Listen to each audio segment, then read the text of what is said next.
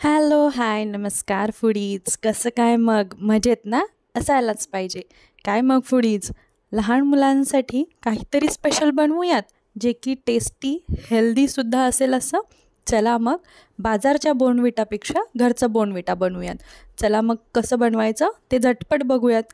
तर त्यासाठी मी इथे 1 कप एवढे बदाम तर हे बदाम आपल्याला एकदम व्यवस्थित लो फ्लेमवरतीच भाजून घ्यायचे. जर तुम्ही जास्त फ्लेमवरती म्हणजेच की फास्ट फ्लेमवरती जर का भाजले तर ते जळतील ना, की ते क्रिस्पी बनतील किंवा त्याची शेल्फ लाईफ जी आहे ती कमी होईल.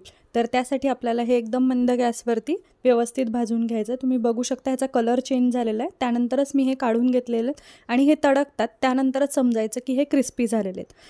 ज्या पद्धतीने शेंगदाणे भाजल्या जातात त्याच पद्धतीने सेम. आता त्यानंतर इथे सेम प्रमाणामध्ये मी इथे 1 कप काजू घेतलेले आहे. जेवढे बदाम घेताल तेवढेच काजू घ्यायचे. तिथे तुम्ही जे काही ड्रायफ्रूट्स आहेत ते तुमच्या आवडीनुसार कमी जास्त घेऊ शकता किंवा त्याच्यामध्ये वेगळे जे काही ड्रायफ्रूट तुमच्याकडे अवेलेबल असतील जसं की अक्रोड असो, पिस्ता असो, ते तुम्ही तुमच्या आवडीनुसार ॲड करू शकता. पण जे काही मखाने आहेत तर ते पुढचे जे काही इन्ग्रेडियंट आहेत ते सेम प्रमाणामध्ये घ्याल, जेणेकरून की त्याची टेस्ट तर बेटर होईल, त्याच पद्धतीने त्याचं पोषण तत्व पण चांगले होतील यासाठी.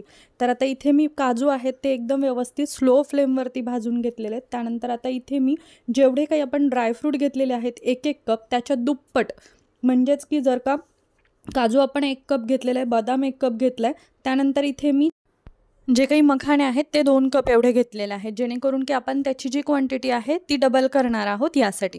तर इथे तुम्ही तुमच्या आवडीनुसार जर का ओट्स जर तुम्हाला अवेलेबल असतील तुमच्याकडे तर ते सुद्धा तुम्ही वापरू शकता. जे मखाणे आहेत ते सुद्धा मंद गॅसवरतीच भाजून घ्यायचेत. घी वगैरे काही टाकण्याची गरज नाही. आपण जे काही ड्रायफ्रूट्स आहेत सगळे आपण ड्राय रोस्ट केलेले आहेत, एकदम कोरडे भाजलेले आहेत. त्यानंतर हे चेक करायचे की क्रिस्पी झालेत की नाही. क्रिस्पी झाल्यानंतरच आपण ते काढून घेणार आहोत. त्यानंतर आपले जे काही काजू बदाम आहेत ते आपण व्यवस्थित बाइंडिंग करून घ्यायचं. हे सगळं काही मिश्रण गार झाल्यानंतरच आपल्याला बाइंडिंग करायचं आहे, जेणेकरून की काय होईल, तुमचं जे काही बोर्नव्हिटा बनवायचे ते मोकळं न होता एकदम चिखल होईल. कारण काजू बदाम हे गरम असतील तर तेल सोडतात, तर त्यासाठी हे थंड झाल्याच्या नंतरच व्यवस्थित बारीक करा. त्यानंतर आता सेम भांड्यामध्येच आपण जे काही मखाणे आहेत त्याचीसुद्धा पावडर तयार करून घेणार आहे. ह्या सगळ्याची एकत्र पावडर तयार करून घ्यायची. एकदम फाईन पावडर झाली पाहिजे, ना की पेस्ट झाली पाहिजे. तर त्यासाठी पल्स मोडवरती चालू बंद करत आणि त्यानंतर याच्यावरती जरी केली तरी हरकत नाही आहे, पण हे पूर्ण थंड झाल्यावरतीच करायचं. हे सगळं काही आपण एकत्र बारीक करून घेणार आहे. तोपर्यंत जे कोणी चॅनलवरती नवीन असाल, लाईक, शेअर, सबस्क्राईब करायला विसरू नका.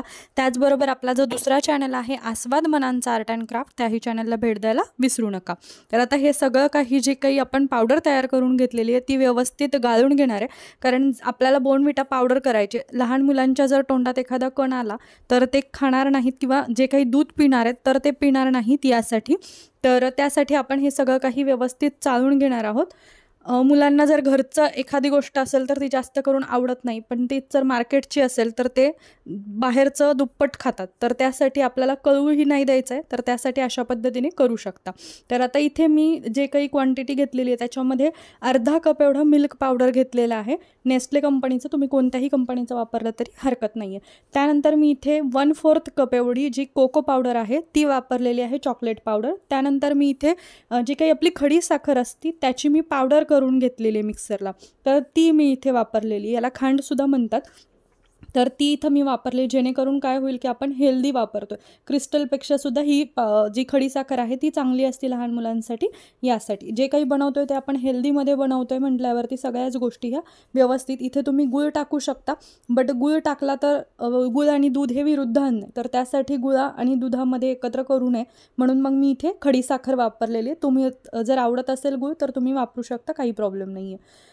तर आता ही जी काही पावडर आहे आपली रेडी झालेली आहे. तर मग त्याचं जे काही आहे ते टाईट कंटेनरमध्ये व्यवस्थित भरून ठेवायची. याला जर का हवा लागली किंवा पाण्याचा जर थेंब लागला तर ह्याचा पूर्ण जसा बोर्नव्हिटाचा गोळा होतो तशा पद्धतीने होऊ शकतो. तर त्यासाठी आपण हे व्यवस्थित टाईट कंटेनरमध्ये पॅक करून ठेवणार आहे. तर जसं लागेल तसं तुम्ही इथे 1 चमचा किंवा 2 चमचे तुम्ही 1 कप दुधामध्ये मिक्स करून घेऊ शकता. तर आता इथे घेताना कसं करायचं आहे, कोमट दूध घ्यायचं आणि कोमट दुधामध्येच हे मिक्स करायचे, जेणेकरून की ते पूर्ण जे काही आपले नट्स आहेत, म्हणजेच की आपले जे काही ड्रायफ्रूट्स आहेत ते मिक्स झाले पाहिजे व्यवस्थित आणि भिजलाही गेले पाहिजेत लगेचच्या लगेच त्यासाठी.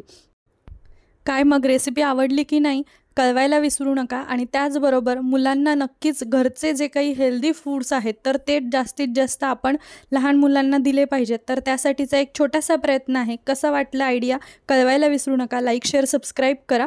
चला मग पुन्हा भेटूयात. तोपर्यंत धन्यवाद.